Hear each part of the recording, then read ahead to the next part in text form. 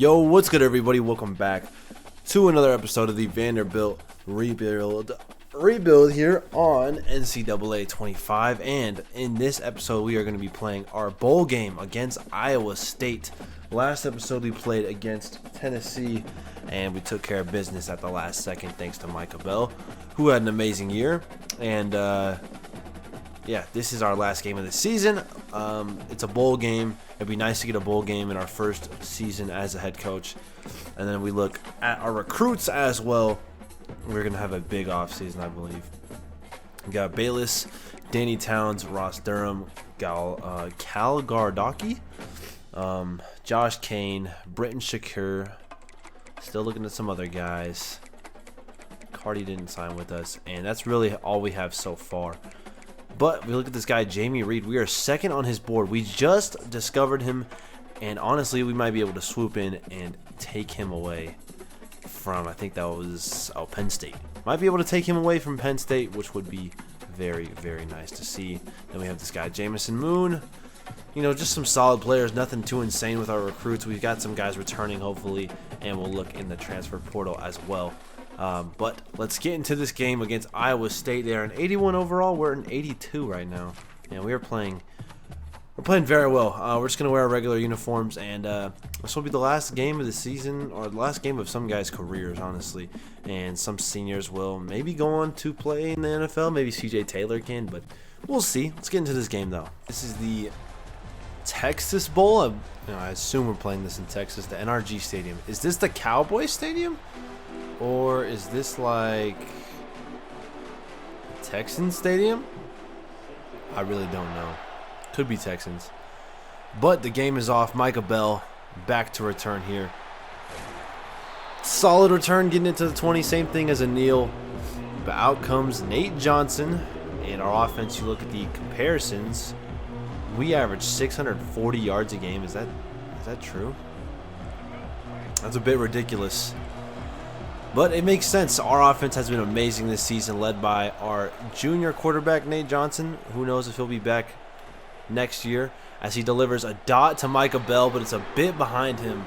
So it's not really a dot, but it's a bit behind him, and it turns out to be an incomplete pass. It looks like they're sending a blitz here. I'm going to be looking for Micah Bell or Quincy Skinner.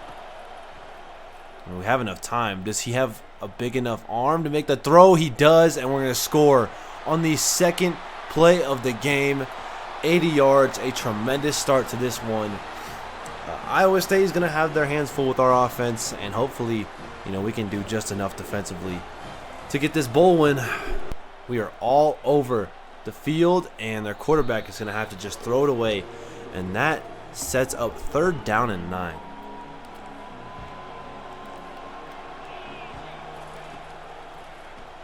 They're looking short for the tight end.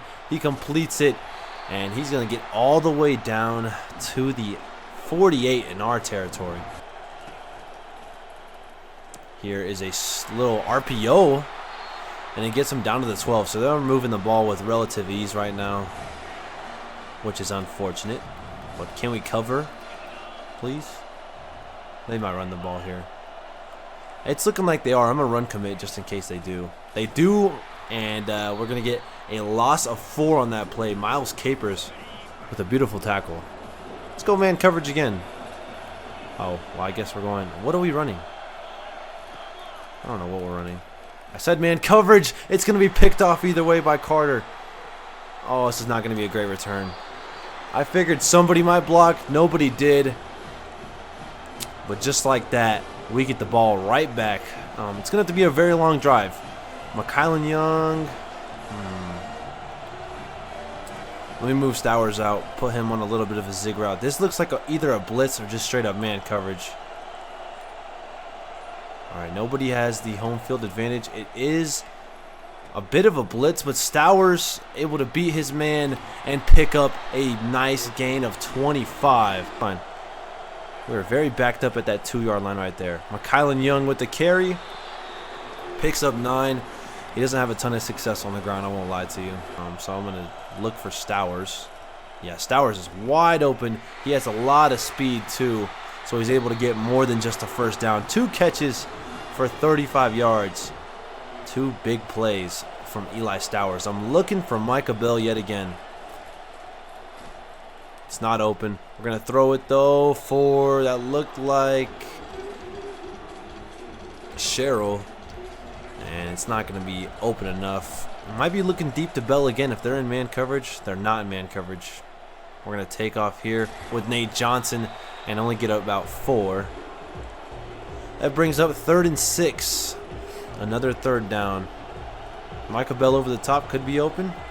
Same thing with Junior Cheryl.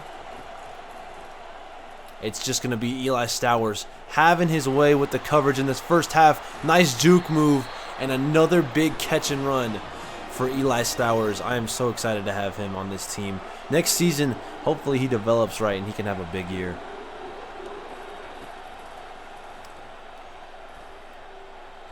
And Nate Johnson will be sacked. All right. 3rd down and 8. Our guys are gassed. I don't know who anybody is on this field. McKylan Young, though, up the middle, catch and run, another 3rd down conversion. And Iowa State has to be upset with the way they've defended us on these 3rd and long situations. Wow. No blocking for Nate Johnson right there. That's insane. 2nd and 14.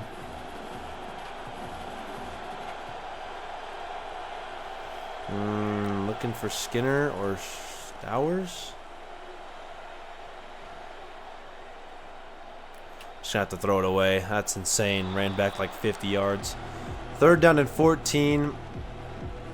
Can we get another conversion here? That would be insane. Maybe Stowers over the middle. Oh yeah, Stowers is gonna be open. He comes down with it and he scores. We converted, I believe, 3 or 4 3rd downs, and we end up scoring. Eli Stowers had an insane drive. Had 4 catches for 4 catches for 69 yards and a touchdown, and a 98-yard drive. And we are starting off this ball game hot. It's a 97-yard drive. Okay, 14 zip. Nation or the SEC, but that's a pretty prestigious award, I'd imagine. He's going to be back next year, too. He might be able to get some draft consideration.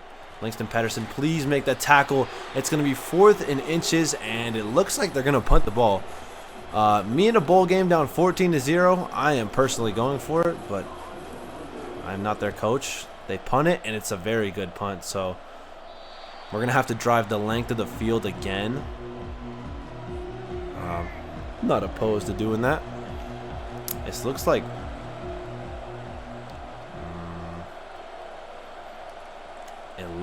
man coverage. Looks like some sort of blitz too. Stowers is wide open again. Cuts it upfield and a nice gain. 5 catches for 89 yards. In this first quarter alone, he is feasting. The last 2 drives, he's feasting as well. Play action. Going to send Stowers deep. Looking for Micah Bell. It's a great defensive play there from Jack Sadowski. 5 generations in a row. That's just selfishness. Junior Cheryl downfield just like that. There's 5 seconds left in the quarter. We're going to let it trickle down and end this first quarter with the ball and up 14-0 in this Texas Bowl. I don't know what Iowa State's doing, but it is not working, to say the least. Here to Quincy Skinner. We give it to him.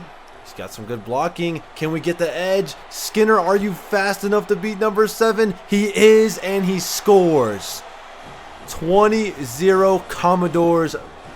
Vanderbilt is dominating in a big game.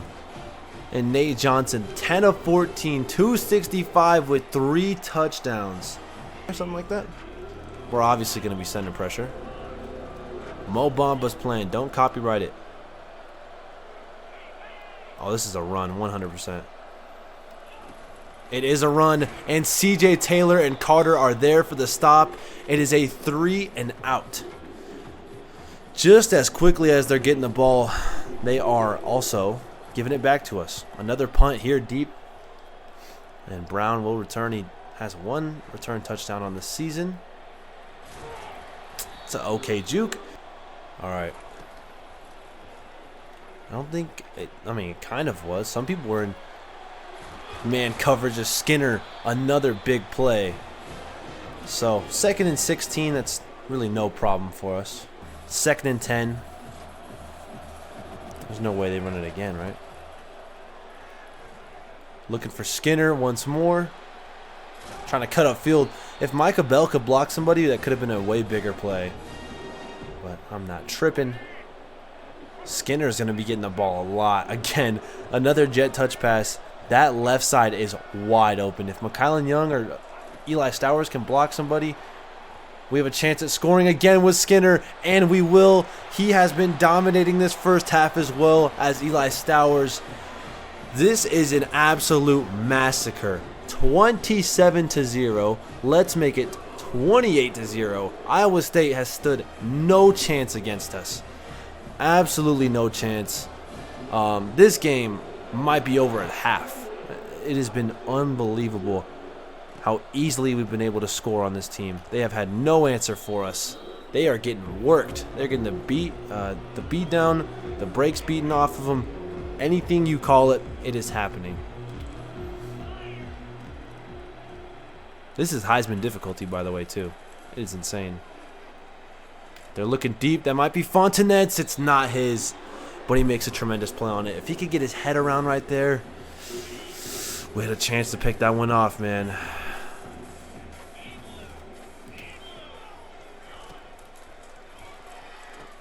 Short. I mean, that's just terrible coverage. Is that number 30? 2nd and 5. They are just abusing these short routes. A fumble. The ball is out. Langston Patterson picks it up, and they're not going to score this drive. He's down at the 5-yard line. What a hit right there from Langston Patterson, and we get the football right back. This looks like man coverage again. Can Eli Stowers get open? It is definitely man coverage. Why can't I make... Oh my fucking god, bro. Let them score before half. Looking for Skinner once more as a flag. Micah Bell, could you please block somebody? Is it a late hit? It is roughing the passer. Let's weigh our options. 49 or 36. 49, yeah. Okay, made the right decision there. I realize I'm just spamming this play, but it's working right now. Oh my goodness, Skinner. Why? Why do you keep going? Just carry your route upfield, man. Still, gain of 5 and we get out of bounds. Something to work with.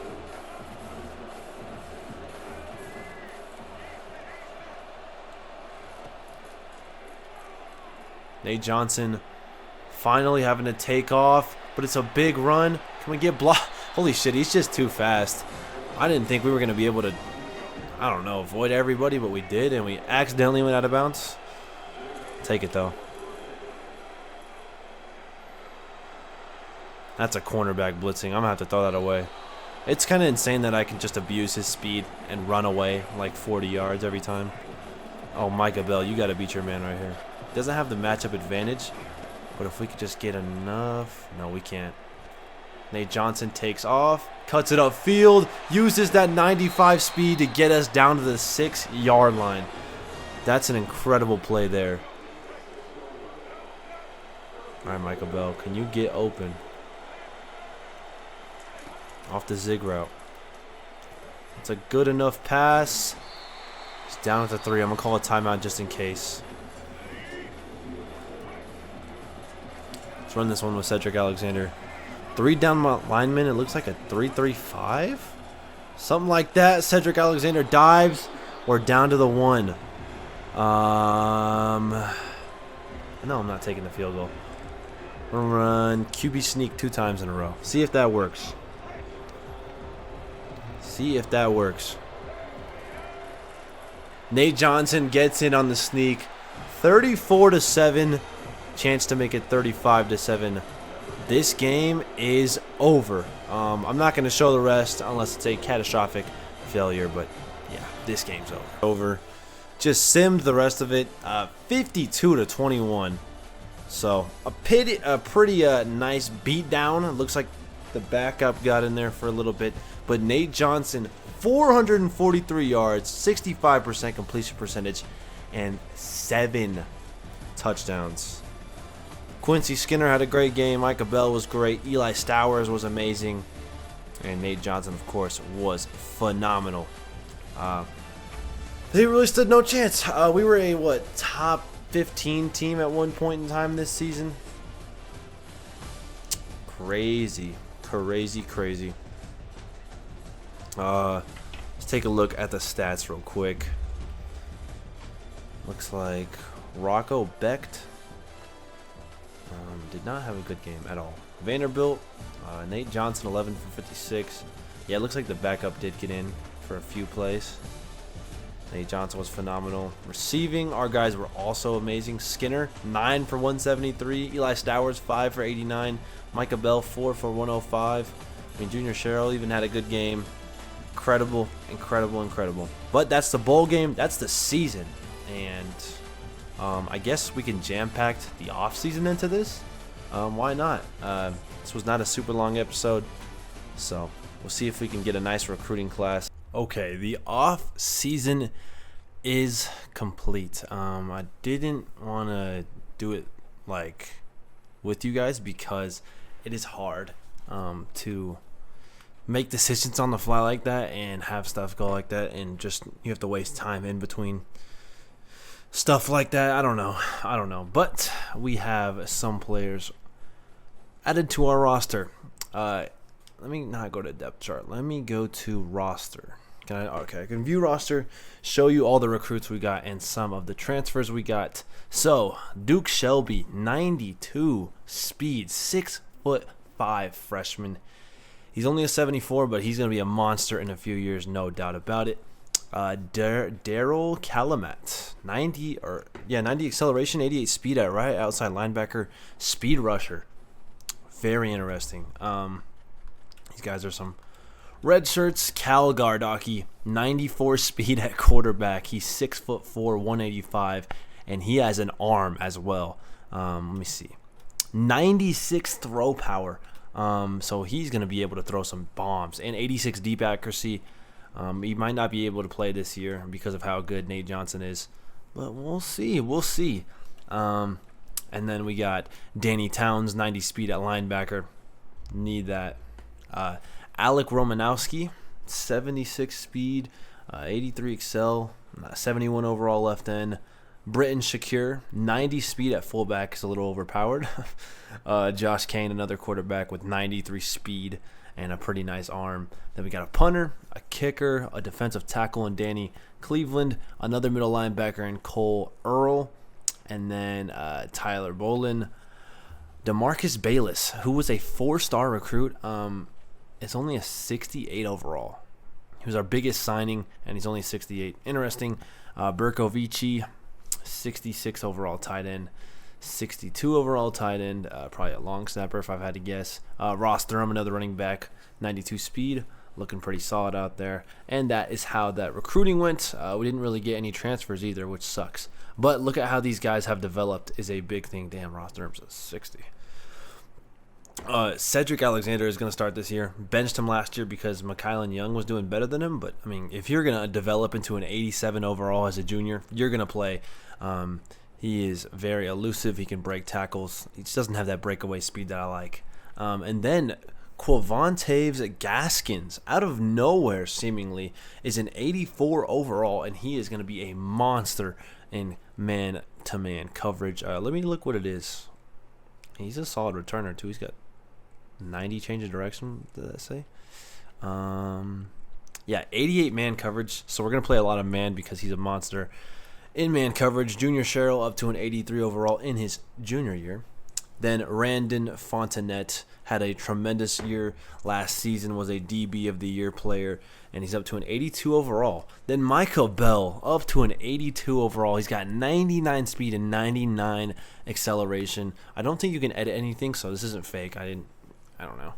But he looks like a monster. We have an 81 overall center, 81 overall left guard. Nate Johnson got a little bit better, I guess. Dante Carter. Just a lot of nice stuff. Stowers didn't really get that much better. Trudell Berry, I give him a lot of shit, but he's up to a 79. That's how the roster's looking. Quarterback, we're pretty loaded for a while. Cal Gardocki and Josh Kane are going to be the future of this program at quarterback. It's going to be Nate Johnson's last year. McKylan Young, he transferred.